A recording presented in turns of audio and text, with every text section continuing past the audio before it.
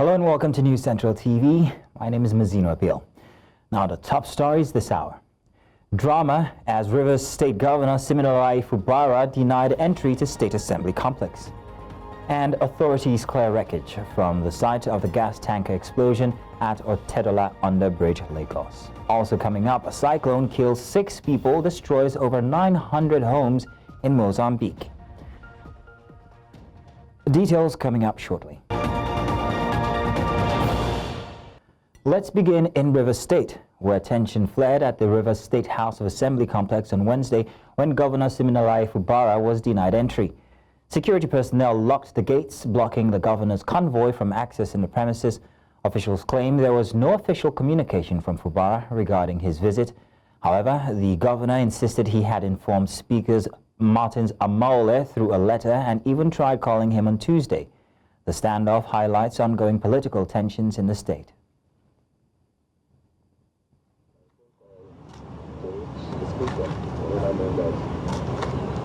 I also did a letter personally. Gentlemen on the press, I'm here myself this morning with members of few members of the council to comply with the Supreme Court judgment. Before my arrival, I've already made several attempts by phone call to reach the Speaker and other members. I also did a letter personally which was transmitted to the Honorable Speaker for this particular application.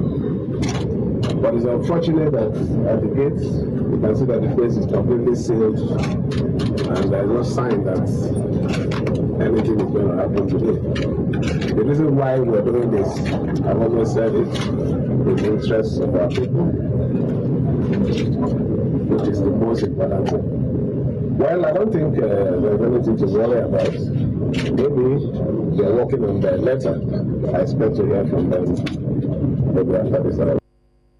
In the meantime, the Minister of the Federal Capital Territory, Nyesom Wike, has criticized Rivers State Governor Siminalayi Fubara for writing a letter to the State House of Assembly.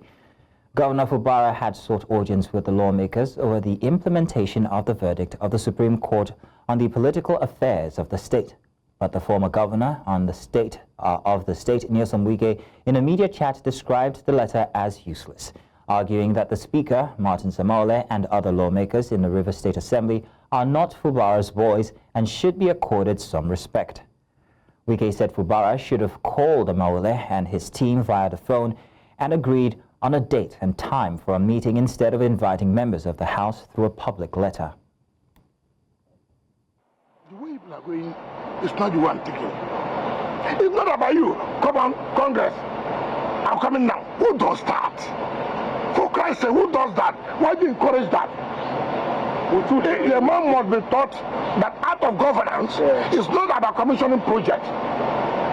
Governance is not only about commissioning projects. Governance is not only about initiating projects. Governance is also the capacity to relate, to meander. What's the role of peace in Rivers State? You are one of those who have arised one of the problem makers as far as Rivers State is concerned. Problem. Let me tell you what he said, Roadman. I've told you here about politics. I told you here I go and see my chairman of committees. I've not presented our 2025 budget. Mr. President has not laid it to them. Now, I cannot, even when we finish the ESCO of the FCT approves, I will still go back to the chairman. As the chairman, Mr. President is likely to bring the budget next week. I will not, because I'm working with President. I won't talk to them. Who does that? And that's why I say it is not only going to commission projects as governance. You must learn how to relate with people. They are not my children. They are elected people. Legislature is the backbone of democracy anywhere in the world. So the local. Meanwhile, President Bola Tinubu has called for the speedy implementation of the recent Supreme Court judgment in favor of 27 lawmakers in Rivers State, loyal to the Minister of the Federal Capital Territory, Nyesom Wike. President Tinubu made this call as he received elders from Rivers State and members of the Pan-Niger Delta Forum at the State House in Abuja, where they expressed their worry over the disintegrating peace in the state brought about by the crisis between the state governor, Siminalayi Fubara, and the state lawmakers. President Tinubu, whilst expressing his confidence in the judiciary, urged the members of the forum to compel the governor to implement the judgment of the court in a bid to foster peace in the state. Foremost among our concerns is the escalating political crisis in Rivers State, which poses a significant threat to national stability. Despite your fatherly efforts to mediate between the parties involved, the situation continues to deteriorate due to conflicting and contradictory court rulings. This protracted conflict is a matter of grave concern, as Rivers State is a strategic economic hub, particularly in the oil and gas sector, which we all know is the backbone of our national revenue. This is a nation of rule of law. I should not be here as the President of the Federal Republic of Nigeria if there's no rule of law. I have total confidence in our judiciary. Expectations, human beings that make errors.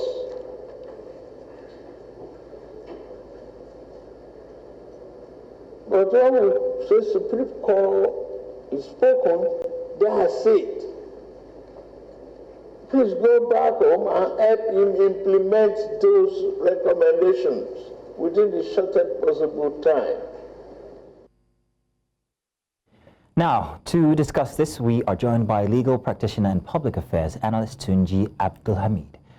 Tunji, you're welcome. Thank you for joining us this afternoon once again. It's my pleasure to be with you. Great. So, Tunji, the Federal Capital Territory Minister stepped in, the court stepped in, and now the President has stepped in. Now, how significant is President Tinubu's call for respecting judicial interpretations of the Constitution in resolving the political crisis in the Niger Delta region? I think it's not correct to say the FCT minister is stepping in. He's not stepping in. He's only taking side with the House of Assembly member, and we all know where he belongs, even before now anyway. The president has said the right thing. That is right thing to do. For all in a country that is ruled by democracy or where rule of law prevails, everybody must respect the rule of law. And what the president has said is regarding the respect for rule of law is correct and is the way to go. Without respect for rule of law, our country will not move forward. But I want to say that, look, as far as I'm concerned, the governor of Rivers State has not shown any disrespect to rule of law. He has from the day the Supreme Court delivered his judgment, confirmed that he's ready to abide by the judgment of the Supreme Court.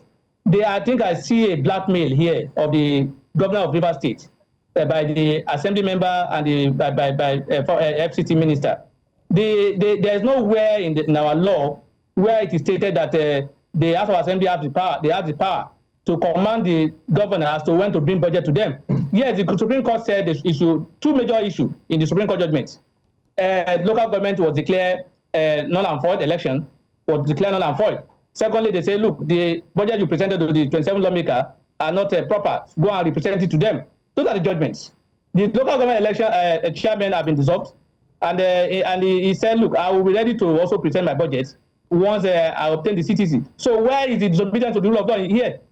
There was nothing in that Supreme Court judgment that says the governor, this budget must be represented within 24 hours, must be represented within 48 hours, must be represented within a week. So where does the House of Assembly derive the power to command the governor as to when to bring the budget?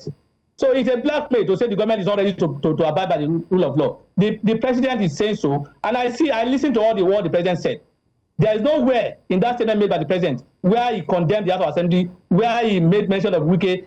Everything was directed at the governor, as if the governor alone was one involved in the crisis. The House of Assembly has given unnecessary ultimatum that is not backed by law. The president did not say anything about that. Say, look, allow him to work out his program. He has promised to bring the budget for you. Give peace a chance. Allow him. He will communicate to you. The president does not say anything in that manner. He just say go and comply with the rule of law. What is the rule of law that is complying with here? So budgets. Did he say he will not comply with it? You see, what people are thinking is that as soon as the Supreme Court says we present the budget, we'll just go back to his house, dust the previous budget and the one submitted earlier on and take it back to them. No, there must be amendment in those projects. They must rework it. So Tunji, I noted that you said that there seems to be some sort of imbalance between the president's response. Okay, Tunji, we're having some network issues. Apologies there. But I was going to ask regarding your note there where you talked about the sort of imbalance when it comes to the president's response to the parties involved here. And I want to ask you on the side here, how would you compare that to his response or lack of response regarding the Lagos State issue when you compare it to the River State instance and his, well, more than verbatim approach? It's unfortunate and it shows the double standard of the president. The president in a state where he is considered as the leader of the party, there has been crisis in that state. In fact, this crisis still continues. The president has not said a word regarding those crises. He hasn't said anything. He was quick to call them in River State, come and settle, and he was quick to tell them, go and obey the rule of law. Why do you think this is so? Why do you think this is so? Why do you think he was quick to respond when it comes to the River State instance? Because the president has taken side. It's clear. The president is siding the House of Assembly member and Minister Wike. That's why he didn't say anything about them. He wants the governor to deliver the state to Minister Wike. That's just it. That is the game plan. The game plan is that they want the governor to be subservient to Minister Wike so that they'll be able to achieve what they want to achieve. And it's not possible. When Governor Wike was in charge as a governor, all these things Mr. Wike is talking about, nobody dare say all those things to him. Nobody dare say challenge his authority. Nobody, whether you are a member of our assembly or wherever you are, even as a friend member, he will detain a House of member that they had said I want to contest for governors. He was detained by Mr. Wike. So we have people who are not sincere whenever they make position and think and they will talk as if they were trying to create peace. No, they are not creating any peace. They are trying to work their way in so as to take over the state from the governor. So in terms of trying to create peace now, what role do you see the Pan-Niger Delta Forum playing in fostering peace and stability in that region? Yeah, they are doing their best. I think that's what they need to do. For me, there's no job to be done here because there's no job. We are just creating issue out of no issue. We are creating a Monte out of a mole. Because the governor has not said, I will not obey the law, the Supreme Court judgment. He said, I will respect it, I will obey it. So what is the peace that's not here now? Where has he gone wrong to say the governor is not allowing peace to reign? Where? There's no peace to be created. In other words, the only where there will be no peace is when those assembly members attempt to impeach the governor. And in any event, they cannot ordinarily impeach the governor. The impeachment of a governor cannot be done by a member of House Assembly alone. There must be involvement of chief judge of the state. If there is no binding of the chief judge of the state, that impeachment will not work. So it is not a sole responsibility of the House of Assembly member to impeach the governor. So threatening the governor with impeachment is not their sole right to do. So it may not work. So what people are saying is that, look, if you dare illegally impeach the governor, there will be no peace. So what I expect the president to say is that, look, allow the governor to work. Stop! Don't initiate anything that will create crisis in the state. I expect him to say that to the House of Assembly member. He didn't say so. He was just lambasting. He was just talking to the governor as if the governor alone was one involved in the fight. This fight is about two people. We know the governor side and the Governor Wike and the House of Assembly member side. The only area where the president was able to attack are those of the governor. So, and it shows the hypocrisy, in quotes, of the people who have in leadership. The similar situation is happening in Lagos State. We are not hearing anything from the president. It's unfortunate. So noted, you talked about the president, the governor, the ex-governor, and also we've talked about the Niger Delta Forum. But what about the role of the judiciary when it comes to fostering peace and maintaining peace? What role do they play? They play their own role by giving their judgment, even though... And do you think the judgment so far has been fair? Do you think that judgment has been fair? Yes, you see, the point is this. I have my reservation with the judgment, and I think the judgment is not fair to the people of River State. It's unfair. You cannot punish the entire state for the wrong of the governor if I thought there's a wrong. You cannot punish them. You have the fact that the Supreme Court said these allocations should be withheld is a punishment against all this, the entire state, not the governor. So for me, in that regard, I have my reservation in that regard. You see, Supreme Court judgments, no matter how wrong, how well you think is not right or is wrong, you must respect it, you must obey it. So you have no choice. So and that is why I say it must be respected. So, and I'm also surprised that the Supreme Court is said to be a court of policy. Then here, they are not applying the policy. They should be able to know that, look, this kind of a judgment can create crisis in the state. But they didn't look at it. They were looking at the law as it is. Because I know this even though it's not been determined, the legality of these 27 members of the House Assembly, regarding their defection, has not been determined by the court. But they indirectly, for me, from what I've read from judgments, the Supreme Court has indirectly laid the foundation to say that they've not decamped, because they've laid that foundation in that earlier judgment, so that they will say. So if they come out and say they've not decamped, I will not be surprised, because they've laid that foundation. And I think as a policy court, they need to not only look at the law, look at other areas that these are the people who have shown clearly on media that they have decamped. They even swore to an affidavit. What more can they do to decamp? And the Supreme Court is saying, look, you cannot decamp except you enter House of Assembly to say, I have decamped. So for me, I have my reservation, but there is no way. But once it's made, a judgment is made by the Supreme Court, whether rightly or wrongly, we must obey it and we must respect it.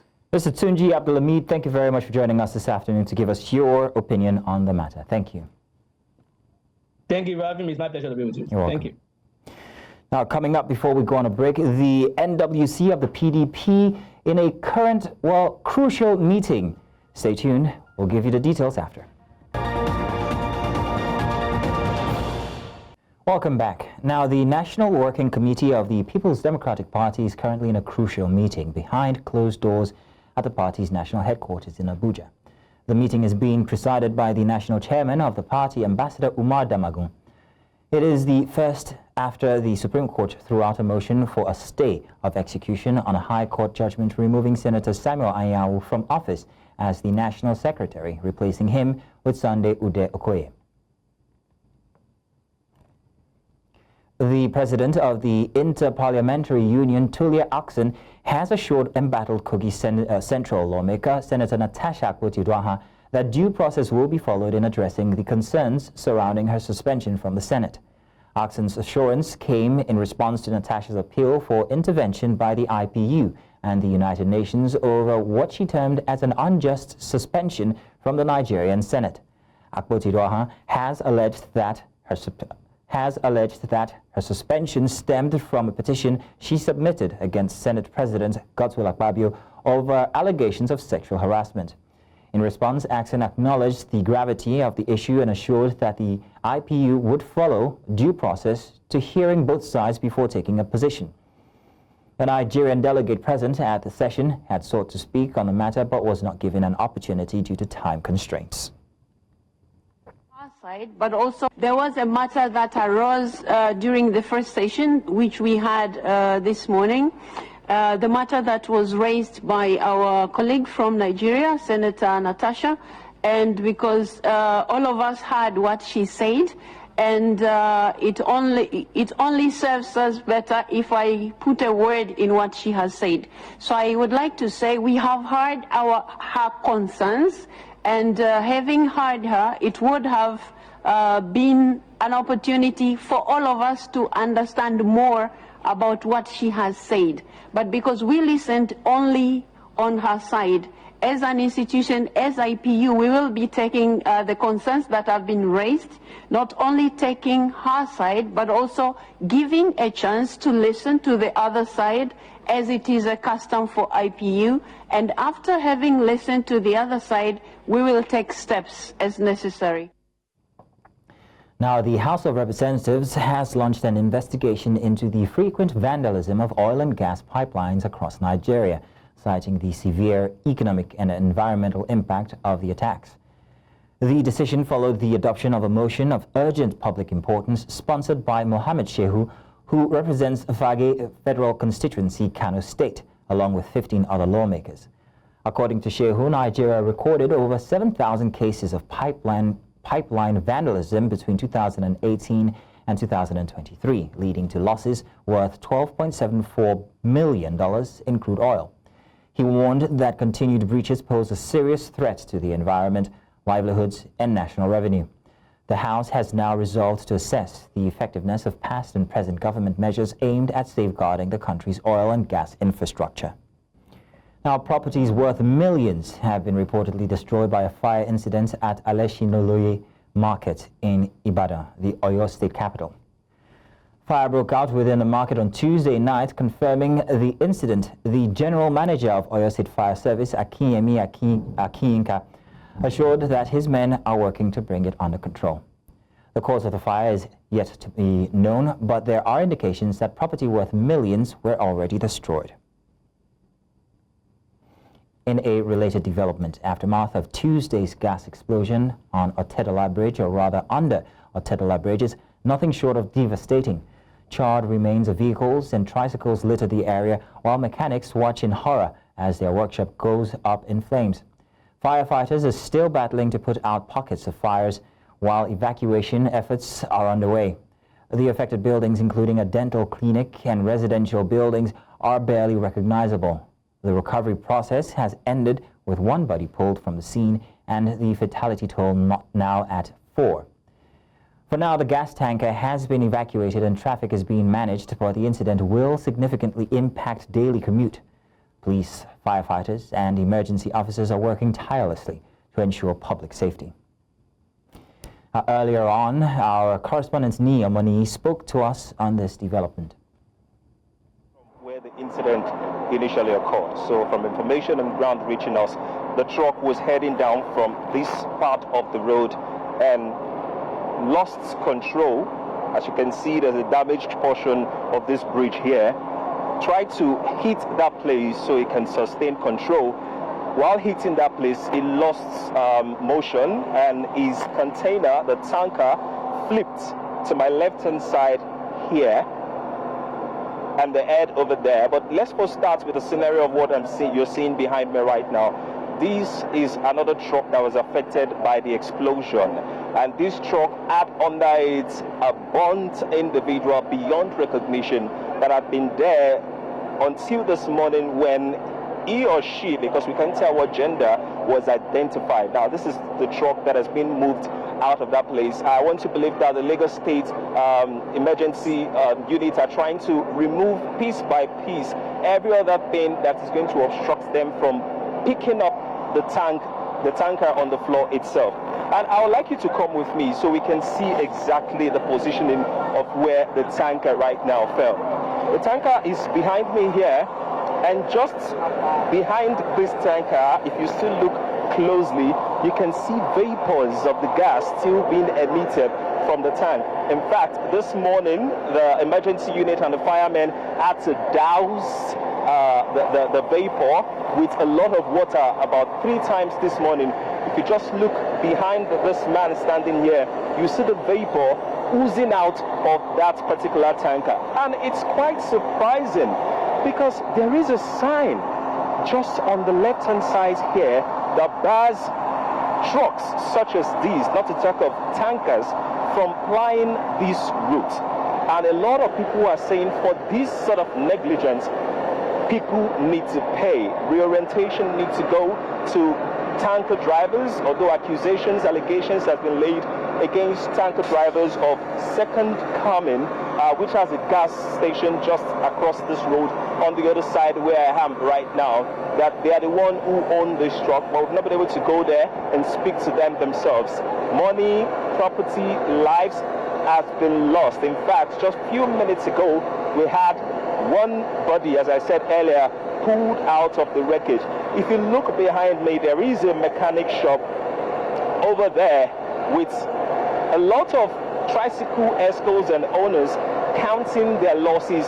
Some of these tricycles that have not even been used before, that are just brought there for repairs. And behind me here, you see a structure. This structure is a 1-story building that has below it a dental clinic. The dental clinic has about 12 staff.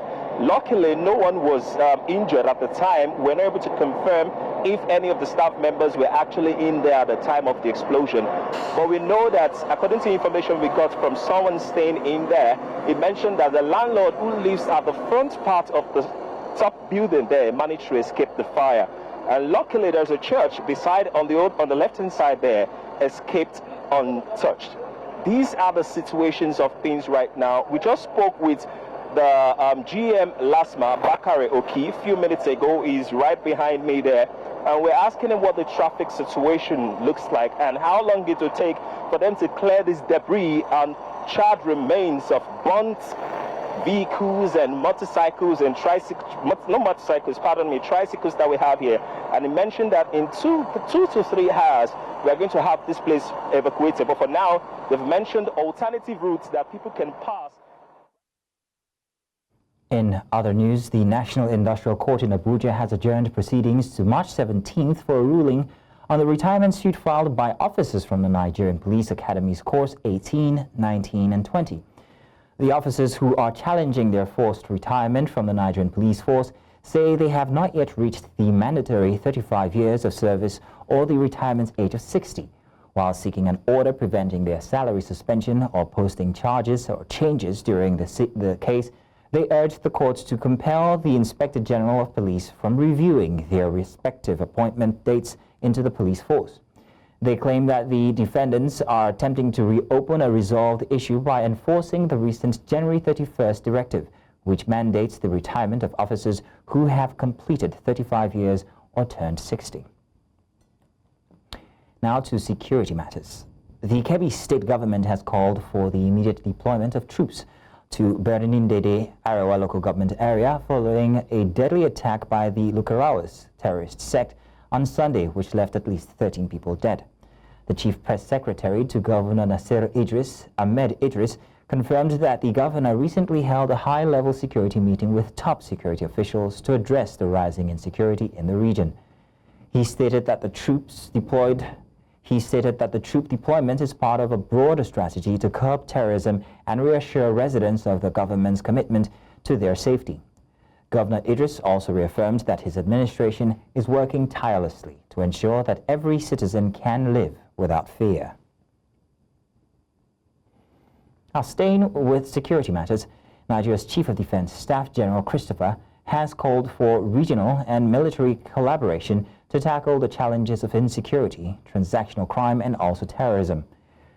General Musa made this call during the 43rd ordinary meeting of ECOWAS Committee of the Chiefs of Defense Staff, which held in the nation's capital, Abuja, urging fellow defense chiefs to collaborate in the area of intelligence sharing, military expertise, coordination, amongst others. The security situation in the region, marked by the activities of terrorist armed groups, transnational organized crime networks, banditry, and others, have continued to present daunting challenges to the regional integration project. Governance deficits, ethnic tensions, ecological degradation, and other natural and man-made factors. The complexity of the security landscape demands that we leverage our collective expertise, intelligence assets, and coordinate our efforts towards borders if we must solve these challenges as the world has become a global village and the gap between us shrinking even more. Thus, collaboration is paramount and imperative to address both the root causes and symptoms of insecurity in our region. Beg your pardon. Now, Nigeria and Jamaica are considering a direct flight route as part of efforts to strengthen their bilateral air service agreement.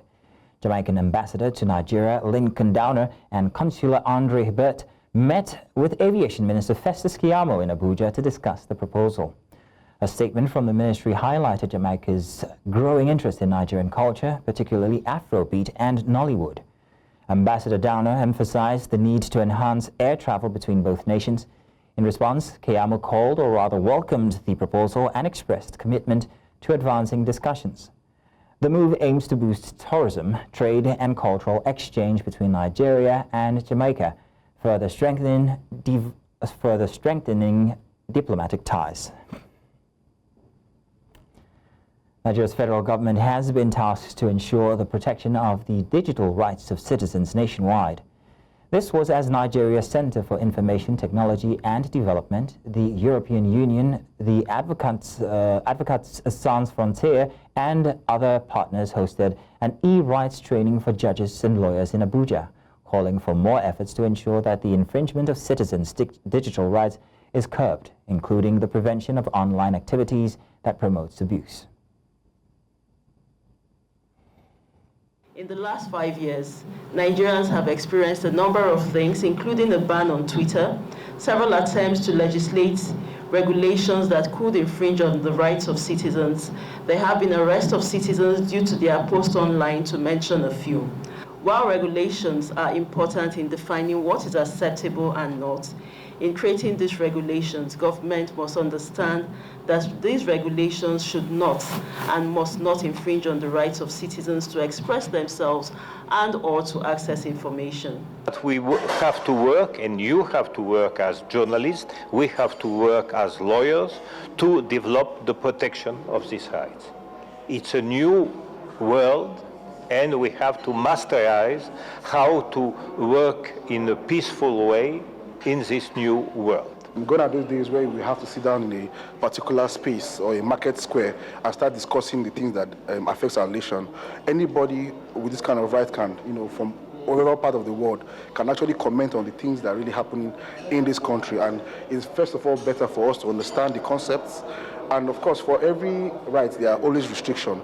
So we understand the concept, we understand the restriction, and we can understand how we can advocate these rights to our citizens.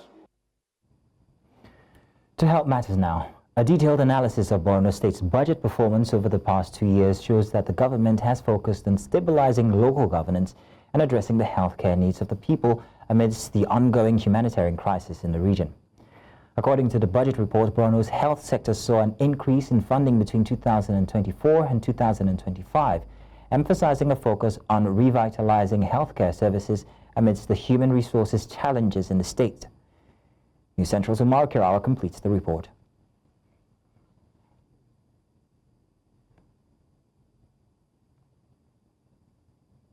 The healthcare sector in Borno State suffered one of the largest shares of the atrocities committed by insurgents while they held sway over the region. The activities of Boko Haram insurgents further compounded challenges, leading to shortage of qualified medical personnel and the destruction of hospitals and medical equipment. 45% of our healthcare facilities were destroyed through the insurgency. With an approved budget of 358 billion naira, 419 billion naira was the final fiscal appropriation for Borno State for the year 2024. The Borno State Ministry of Budget and Planning says the government has achieved 84% in the budget implementation. We hope that 2025 will even strike better. This is a clear demonstration of this administration's commitment to service. 92 billion 181 million is the allocation for health and human services out of the 615 billion naira 2025 budget. His Excellency gave 15% of the budget last year to healthcare. So we are looking at a situation where the equipment necessary at the Kashim Ibrahim University Hospital, such as radiology departments, are acquired through this budget, and the completion of the hospital will be done this year, and commissioning of the hospital will be done this year. We're constructing general hospitals in Magumeri, general hospitals in Mafa, in Dikwa, in Gubio, in Uba, as well as general hospitals in Kaleri, will be constructed in this year's budget. And we have already commenced the renovation of revitalization of 99 primary healthcare centers, and the construction of new primary healthcare. 6 of them will be done in this budget of 2025. For a state with the third highest maternal mortality rate in Nigeria, Borno is battling to crush the indices as it recovers from insurgency. We have seen the building of 2 schools of nursing and midwifery, one in Manguno and one in Goza. There have been renovation and construction of about 12 primary health cares in 2024 that was done, and revitalization of 39 primary health care services. Previously, we can only graduate 150 nurses and midwives per year, but now we're graduating 600 per year. The future of Borno's health sector will depend on the government's ability to secure more funding for specialized care in tertiary hospitals. Stakeholders say the government needs to streamline its budget execution processes to ensure that allocated funds reach the intended health care programs, particularly in primary health care. In Maiduguri for News Central, Umar Kirawa. The producers of Gangs of Lagos, the Nigerian crime thriller, Amazon Prime and the Isaleko Descendants Union have reached a landmark settlement. The settlement comes nearly 2 years after Isaleko natives took the producers, Amazon Prime and others to the Lagos High Court, seeking the court to compel the Lagos State Video and Film Censors Board to impose a 10 billion naira fine for the wrongful depiction of Isaleko as a den of criminals and the Ayo Masquerade as a gang of murderers. In a recent consent judgment delivered by Justice Ido Alakija, the producers and Amazon Prime agreed to tender an unreserved apology to the applicants, the Isaleko Descendants Union. Amazon will also issue a letter recognizing the Isaleko Descendants Union position that the movie Gangs of Lagos erroneously portrayed and disparaged the cultural heritage of the Ayo Masquerade. Coming up, Ugandan special forces deployed to South Sudan in response to escalating tensions. We'll tell you.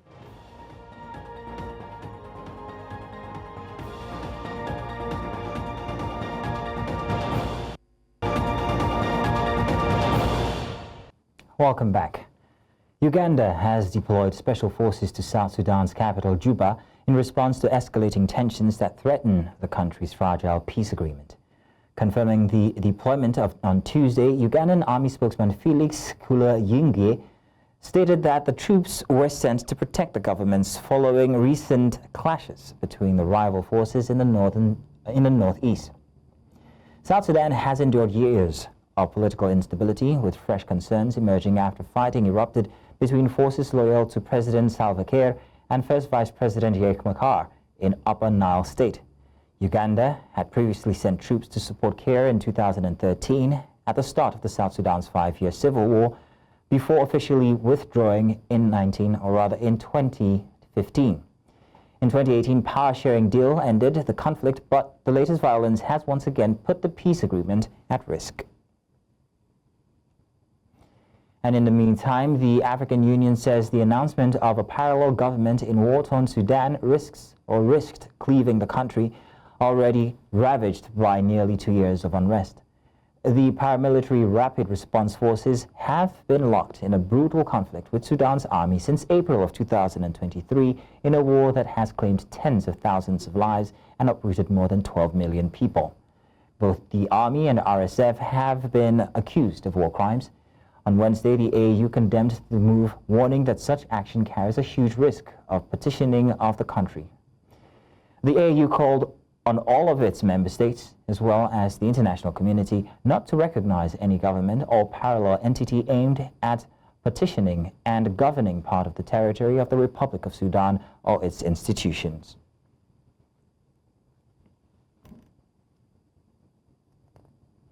We're now going to a short break, and when we get back, more news.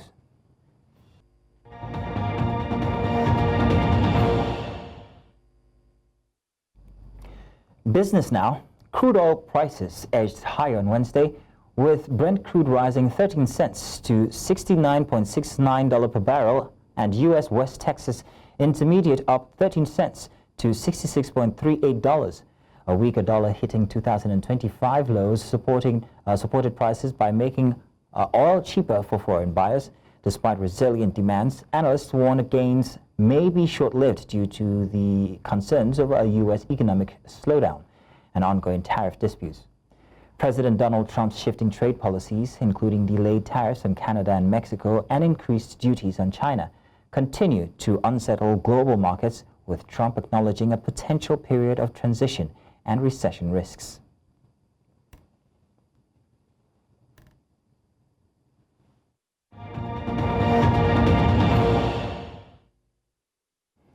Sports now.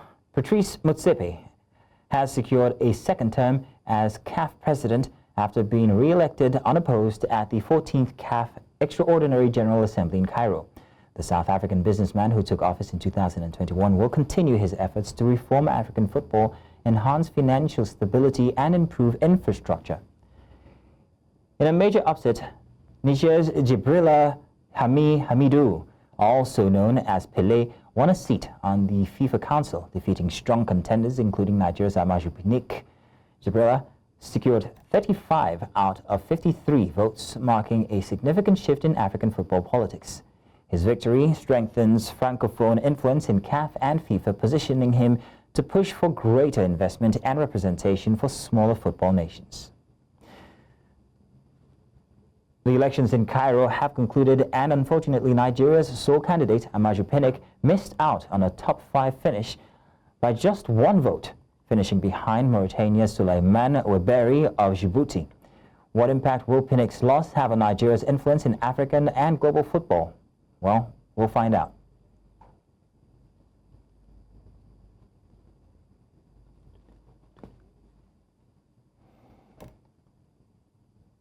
And now, to give us the answer to that question previously posed, we have Tunde Koiki, in-house sports announcer here. Tunde, you're welcome. Thank you very much for joining us. First time you're joining me on the news, actually, but you're welcome all the same.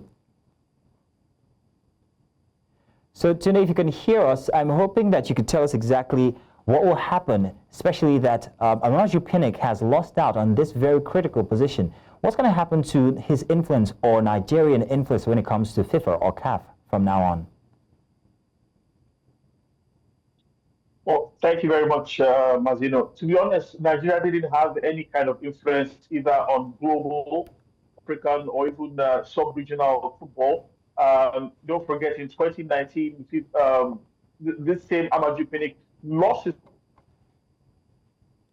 thereby stripping any major influence he had in African football. The only thing that he had going for himself after leaving the presidency of the Nigeria Football Federation was a place on the CAF Executive Committee. Now, there are those who answer by saying that even when he was a member of the CAF Executive Committee, nothing really changed for Nigerian football. Nigerian clubs could not even crack the group stages of the CAF Continental Competitions, either the CAF Champions League or the CAF Confederations Cup.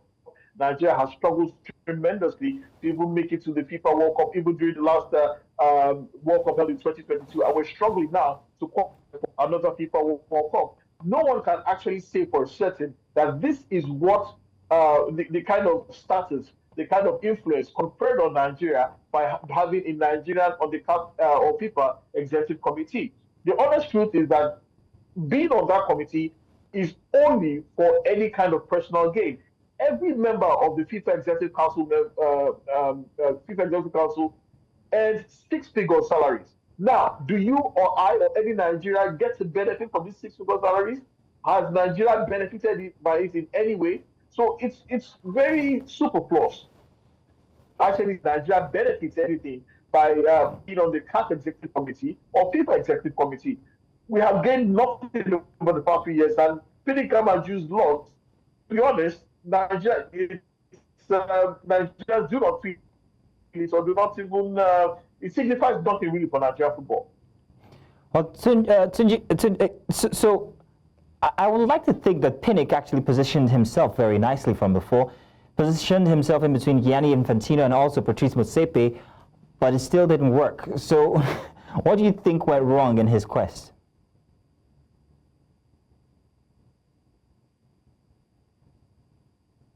To be honest, now, for those who don't know, I think there are 7 FIFA Executive Council positions, right? One of them goes to the president of the Confederation of African Football, which is Patrice Motsepe. Another one is reserved for women now, which means that there are 5 slots to be battled out for. Now, Africa has historically been split along the Arab, Anglophone, and also Francophone lines. The Lusophones, that speaking countries, are pretty much lack major influence because there are only 2 Portuguese-speaking countries three Portuguese-speaking countries in Africa, I beg your pardon, Cape Verde, Angola, and Mozambique. I think one Spanish-speaking country as well. So it's always been alongside the Francophone-speaking countries and the Anglophone countries as well. PDP Amaju has not been able to show sufficiently that he can build bridges along these lines to ensure that he will be given pride of place when these kind of elections come up. And that has shown tremendously by the result of the election.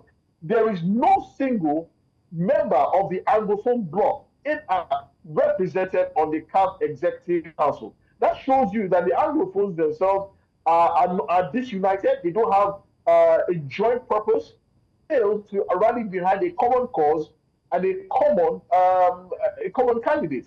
Now, the honest truth is there's no real, there's no real benefits to having someone in your country on the CAF Executive Committee, none whatsoever.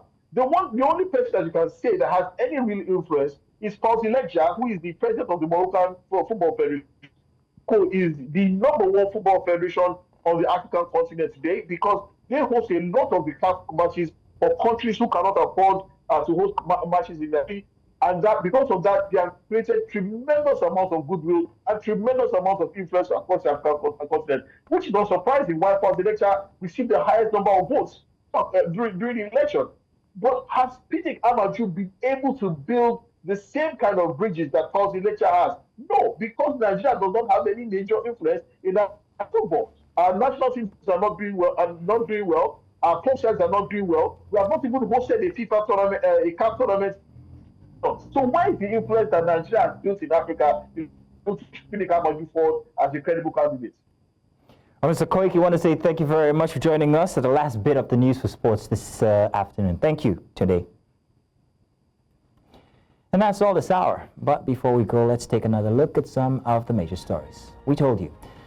Mild drama ensued today in Rivers State as Governor Fubara has been denied entry to the assembly complex, and authorities have cleared the wreckage from the site of the gas tanker explosion at Otedola Underbridge in Lagos State.